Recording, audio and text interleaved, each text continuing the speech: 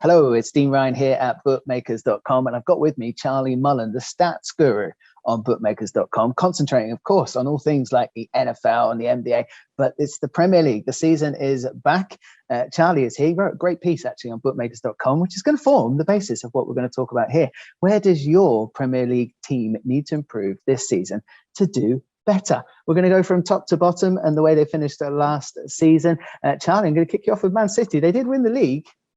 They did, Dean, and it seems very harsh to criticise a team that won the league for, what was it, the third time in 4 seasons? But looking at the stats, there is one area that they need to improve if they want to sort of make that championship next season more comfortable, would be more clinical. I think they hit the woodwork 24 times last season, and they have addressed this in the off season by signing possibly the best young player in Europe, Haaland, who a lot will be depending on his shoulders, but he's shown already when he played in the Bundesliga that he can score goals for fun.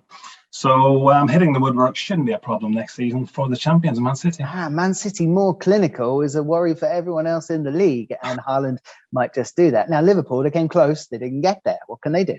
Well, for the second time in a couple of seasons, they lost to Man City by a point. And if you want to beat Man City to the title, then they have to beat Man City. They failed to beat them last season, 2 draws, I think it was. If they had won one of those games, the Premier League title would be in Anfield right now. Yeah, only 4 points from the 12 against those top 3 teams. And that's the area they need to address. Let's talk about Chelsea. A lot of upheaval there. What do they have to do this season to be more competitive? Well, strangely enough, last season, if the league was decided on first half performances, they probably would have won the league. Amazing. With the number of goals that they scored. But 2/3 of the goals they conceded came in the second half. So defensively, they need to continue from what they did in the first half into the second half if they want to be contenders this year. They were in contention up until December last year. They led the league. But like in the second half of the season, in the second half of games, their defence let them down. Okay, Thomas Tuchel will be looking to address that, of course. And the new one. Oh, yeah, Tottenham Hotspur.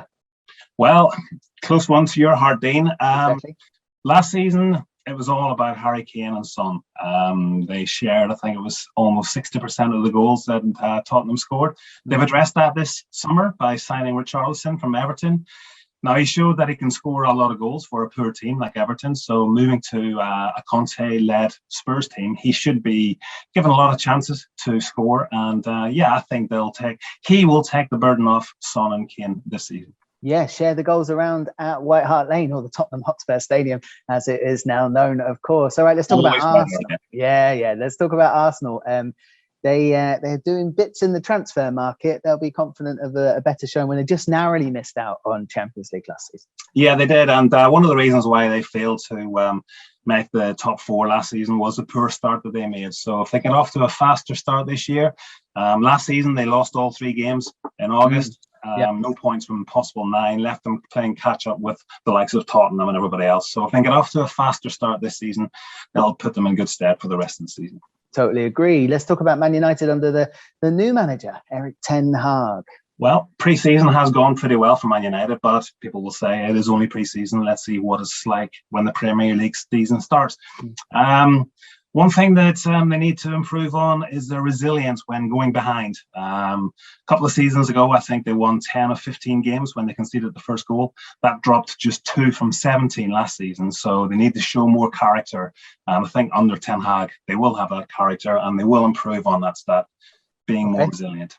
Adding a bit of Dutch courage to Man United. Let's talk about West Ham.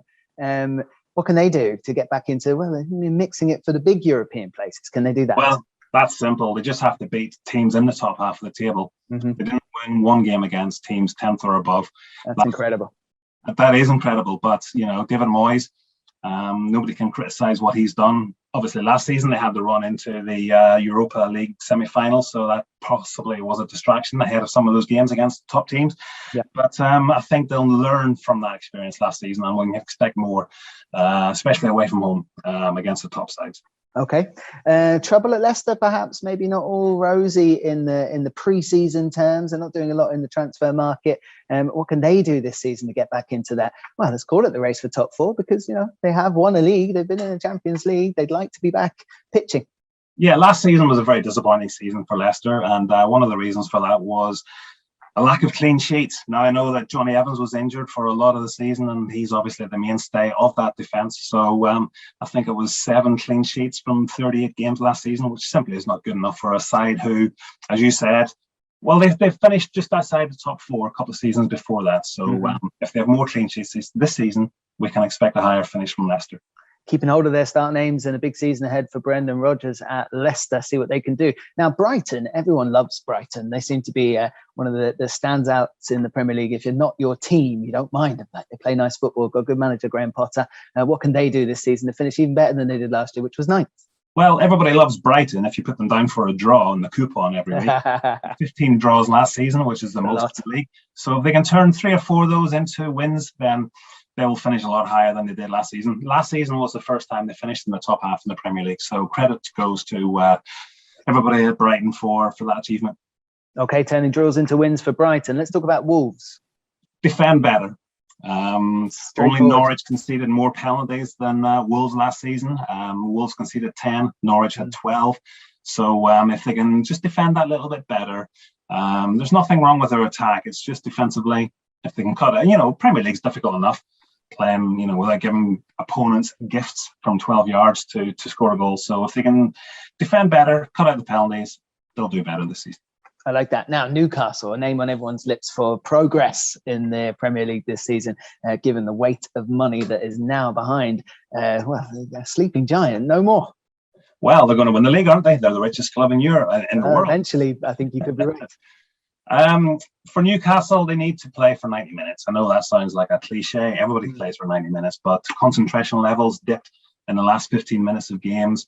I think they were outscored 5-16, 16-5 if you want, in the last 15 minutes of matches. So they need to improve in the last 15 minutes, concentration-wise. Find ways to get over the line when they're doing okay in games. Let's talk about Crystal Palace. Again, similar story to Newcastle. They seem to tail off late in games. They dropped a total of 10 points in the 75th minute or after. Now that would have cost them 3 or 4 places, maybe more, depending on how other results went. But certainly that'll be an area Patrick Vieira will look to be concentrating on this season if Palace are to finish in the top half of the table and higher. Okay, let's talk about Brentford. Now, a team that have obviously come through the ranks. They've spent a lot of time in the lower leagues. They're now enjoying their time in the Premier League. What can they do to do a little bit better than 13th last year, which was, you'd have to say, a successful season for Brentford? Absolutely. Staying in the Premier League would have been a goal at the start of the season. Finished 13th comfortably, avoiding relegation. They got off to a great start to the season, beating Arsenal 2-0 in the first game of the season. But fast starts was not something you associated with Brentford last season. I think it was only once in the first 10 minutes they scored in the first 10 minutes. So wow. They need to start faster in all games this season.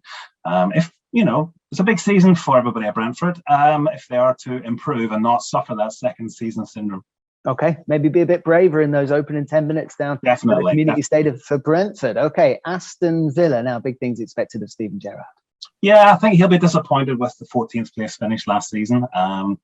They need to raise their game against the likes of Liverpool, his former club, Man City, Man United, etc., who has a rich, a famous history with Man United, playing against Man United, I should say. So, they didn't take any points, home or away, from the top 5 sides last season. So it is. And for Steven Gerrard, that will have hurt, and he'll be addressing that this summer. Okay, turn up in big games for Aston Villa. Southampton, now they often have little spurts during their season where they're superb and they can take on any team, but then the dips are quite long. Well, yeah, and the dips can result in a 9-0 defeat, which has happened twice in the last couple of seasons. Yes. So, first half performances in the league last season were very, very good, but in the second half, Dean, after half time, they lost 17 points compared to how they did in the first half. So I think getting a 90-minute performance in the first half and the second half from Ralph Hasenhüttl has to be a priority. I think they finished 15th the last 2 seasons. Yep. Their points dropped from 43 last season. Sorry, from 43 the previous season to 40 last season. So I think there's more expected of Southampton, especially with James Ward-Prowse being mercurial in midfield for them. And set keeping piece. hold of him being crucial again. Yes. I think he's such a great set piece taker. Any team in most leagues would be happy to have him. So yeah, they have to improve that points differential in the second half and get closer to the danger zone. Let's talk about Everton. Frank Lampard, he's now had a pre-season. He's now got a chance to make it Frank Lampard's Everton, as everyone likes to call it. Well, yeah, but as we spoke about before, he's lost his leading scorer, Richarlison. So that puts a lot of pressure on Dominic Calvert-Lewin, yes, who, as we know, has been sidelined quite a lot the last couple of seasons with injuries. But from Everton's point of view, they were dragged into a relegation battle last year because they couldn't beat the teams around them. Well, they had 10 defeats against teams in the bottom half last season. So for a team like Everton, that's not good enough. And if you can't beat the teams around you in the bottom half of the table, then you deserve to be in a relegation battle. So Frank Lampard will be looking at ways of putting the lower teams to the sword and winning comfortably in those matches to pull away from the relegation battle and finish in the top half. Yeah, remind that squad that they're Everton. They should be getting these jobs done against these considered lower teams. They didn't do it. Let's see if they do it this season. Now, Leeds that skated up by the skin of their teeth and a great job done by their American coach, Jesse Marsh. And, Bielsa going was a big thing, but they seem to have got the decision right at the at board level, and they're still in the Premier League. So what can they do? Well, they've sold the best two players, so suddenly the pressure is on Marsh to carry on the form that he ended the season with last season. They're two very big players to replace, especially Rafinha. Yeah, and Calvin Phillips as well going. I mean, that's the steal of the side. Yeah, I think he had to move if he needs game time and if he wants a chance to make the World Cup later this year, he had to go to a bigger club, and he's done that. For Leeds, sign more players. We've spoken about the loss of the two key players from last season, but can you depend on Patrick Bamford? I think you can. So 22 players started for Leeds last season, which is amongst the fewest of any team last season. You need a bigger squad because there's so many games coming thick and fast. You can't depend on a small pool of players to get you through the season. Yep, fair enough. They need a bigger squad. Now they are addressing that. We'll see how they get on. It's a big season for everybody at Leeds. Now, 3 teams went down last year in the Premier League, of course: Burnley, Watford and Norwich. I'm guessing their areas for improvement will be addressed by playing at a lower standard, Charlie. But why don't you go for them, Burnley? Well, yeah, Burnley. I mean, it's like rats jumping from a sinking ship. They had defence left. Pope's gone. Tarkowski's gone. Ben Mee's gone.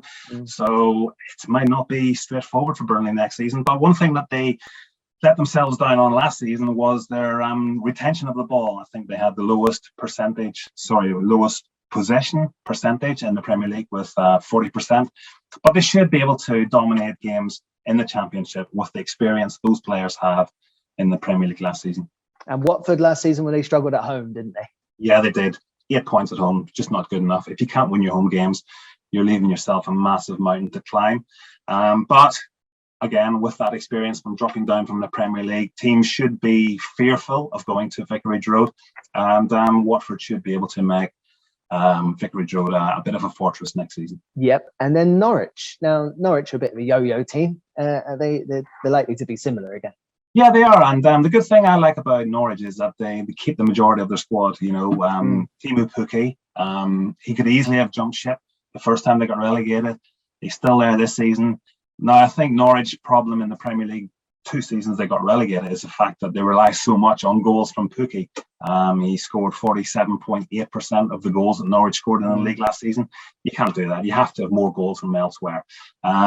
Based on the proficiency of Pukki, he should be able to score a bag full of goals in the Championship this season. So Norwich might be happy for Pukki to take the fair share of goals next season. They won't mind if they come back up. Could be a decent chance of top scorer in that. But if he gets injured, then Norwich are in trouble again. I got you.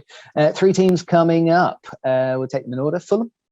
Yeah, Fulham have been there again, a bit of a yo-yo club, as you mentioned there before about Norwich. Mitrovic, brilliant last season in the Championship, scoring goals for fun, setting records left, right and centre. But when he was in the Premier League the last time, he couldn't hit a barn door. He really struggled for goals. So with that experience of knowing what it's like in the Premier League a couple of years ago, Mitrovic should be able to improve on his goals tally from that first season in the Premier League. So I'm expecting more from him next season, and if he does score the goals, Fulham have a good chance of staying up. If he struggles like he did before, then Fulham could be in big trouble. Yep, he could be one for the old fantasy teams. You take a gamble on him early on. He might hit. But he also gets booked a lot as well, so you got to weigh that up. I love that. I love the way that the stats man knows where the downfall is, and I do appreciate it. Let's talk about Bournemouth. Yeah, Bournemouth, again, a team who have had recent experience of playing in the Premier League. They came through last season under Scott Parker in the Championship, playing a nice style of football. I think the key for them is to be more steely in defence, more miserable, more miserly, not concede as many goals as they did when they were in the Premier League before. So I think from Scott Parker's point of view, set them up defensively and take what they can, make the most of their chances from set pieces and corners next season. Sound like they need a Scott Parker in the middle of the park. He used to be able to balance a little bit of creativity with steeliness, and he did it well. If he can instill that into Bournemouth outside of the Championship, back in the Premier League, that'll be interesting. Now, there's a gamble been taken at Nottingham Forest, hasn't there? They are the darlings. We love to have Nottingham Forest back in the biggest league, and it's good to have them back. But what's going to happen to them? Well, I think it's a great gamble. I think signing Jesse Lingard could be the difference between Notts Forest staying up and being relegated. If he shows the form that he did at West Ham when he was on loan a couple of seasons ago, when he scored double-digit goals from January onwards, then Forest should be okay as long as they're solid at the back. Yeah, it's great to see Forest back in the Premier League. It's been a long time. I think it's 1999 when they got relegated, Brian Clough days and all that. So, yeah, I think Forest have a good chance of staying up if they can create chances for Jesse Lingard, and he creates chances for the rest of the team at Forest. And, yeah, we're all glad to see them back in the top flight. Got to take gambles when you enter the Premier League. And every signing is a gamble. Fair play. Agreed.